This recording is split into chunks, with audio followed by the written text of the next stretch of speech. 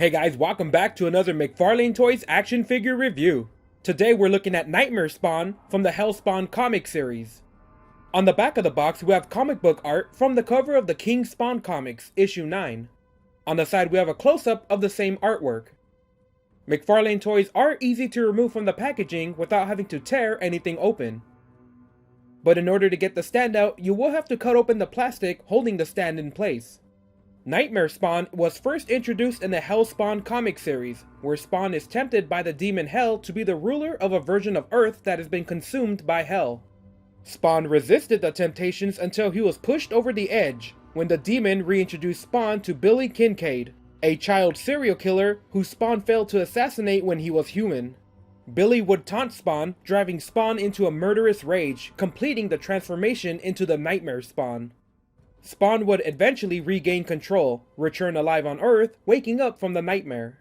Nightmare Spawn would also make appearance in other Spawn spin-offs, including the Gunslinger comics where Spawn can shapeshift into Nightmare Spawn. And he also makes an appearance in the King Spawn comics, with the plan to feed off humanity's nightmares to become stronger and become the new ruler of Hell. Nightmare Spawn is also sometimes seen with his minion called Ordeal, that inflicts nightmares on his victim that Nightmare Spawn can then feed off of. Let's check out the details. The small bat-like face is splattered with white markings all over the face. Small green eyes can be seen dotted, surrounded by black eyeshadow. The face expression is in a grin, with the mouth open exposing the small sharp teeth. On the side we can get a better look at the horns coming out of the head. 6 sharp bone spikes surrounds the top of the skull, giving it an appearance of a crown. The chest is skinny and malnourished, with the rotting skin painted with a wet, shiny appearance. The iconic Spawn stripes are painted down the body in a torn and ragged way, misshapen and incomplete. The brown plastic used for the figure has a unique swirl of orange streaks randomly throughout the figure, giving it a burning demonic look. On the back, the dried up skin covers the spine that sticks out of the back. 2 large wings extend out of the back, giving the figure a much larger profile. A close-up of the wings show the leathery skin, with bumps and small folds, as well as a better look at the orange streak effect used in the plastic that's all over the figure. The wings fold at the top, with the large spike at the tip sculpted in a folded position, where we can see a lot of wrinkles and folds in the leathery wing skin. And on the bottom of the wings, they end in the torn and tattered edges, with small sections of the skin ripped off and decayed. The small shoulders lack any muscle mass and have small folds of rotting skin with large spikes coming out of the bicep. A skinny right arm has a large red armored spike gauntlet, similar to the one Spawn wears on his suit. With the other arm without armor, we can see the skinny arm with bumps and small spikes reaching outward. The small skeletal hands have long fingers in an open palm position. On the waist, like most other Spawns, the stripes on the suit forms up to create a V-shaped pattern. More decayed skin is wrapped around the skinny frame where the pelvic bones can be clearly seen. The backside has a small tailbone covered up in more wrinkled skin. More bumps, tears, and small spikes come out of the skin covering the thighs of the figure, giving it a rotting look. The skinny legs are detailed with layers of decayed skin, with more spikes coming out of the knees and the sides. And we wrap up the details with the feet. Small undead feet end in a bumpy sculpt, with sharp toenails curving downward. Let's check out the articulation. We have a ball-jointed head with some decent range, wings that rotate up and down and can be folded outward. While the wings are folded outward, it does make the figure top-heavy, but has enough range of motion to find a balance. Shoulders that open and fully rotate. Rotation at the bicep. Double-jointed elbows. On the right arm, it is blocked by the gauntlet, while the left arm has the full range of motion on the skinny arm. Hands that bend up and down and rotate. A ball joint at the chest that can rotate and bend forward and back, with the bending being able to move much further back than forward. We have the same deal with the waist, a ball joint that can rotate and can bend back more than forward. Legs that open, blocked by the sculpting. A forward bend and a backwards bend that is blocked by the sculpt again.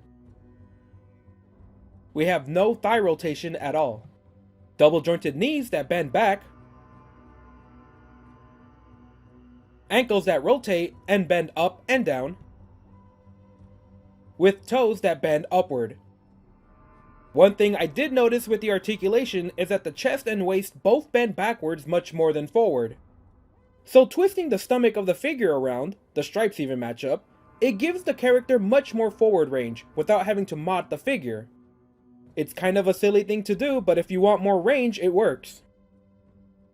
Nightmare Spawn's skinny frame makes him look small, but he fits perfectly in scale with the other McFarlane toys. He also works well with other figures as well. Here I've displayed him with a few to better grasp the size of the figure.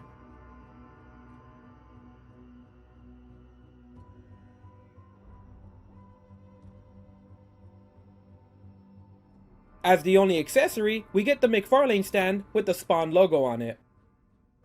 Another McFarlane side character is given life as an action figure, previously only seen as a statue.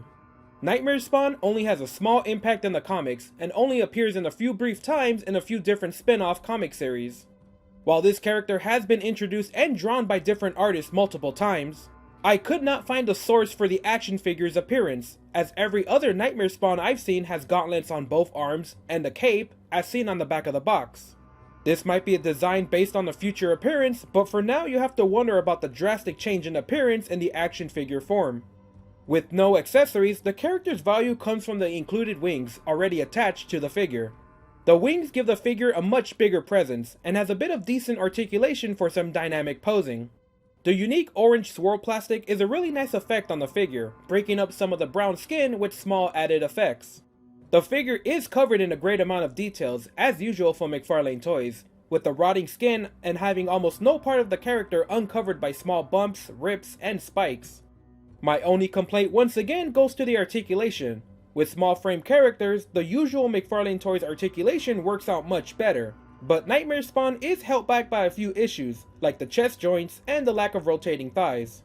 Nightmare Spawn makes an amazing demonic figure and will fit in just about any collection as a villain. Demonic looking bad guys are always in short supply, and this fills that role extremely well. Nightmare Spawn is a surprisingly good figure with a few small flaws that are easily overlooked, especially if you're looking to fill out your demonic collection. Overall, Nightmare Spawn is more of a background character than a must-have main character. Only briefly mentioned in the comics, it's unknown where they'll take this character, so now might be your only chance to pick him up as well. Nightmare Spawn is personally one of my favorite figures so far, but that's leaning more on the demonic aspect rather than from being Spawn. Alright guys, that's it for this review. Leave a comment letting me know how you like this figure, subscribe or give me a like to help out the channel.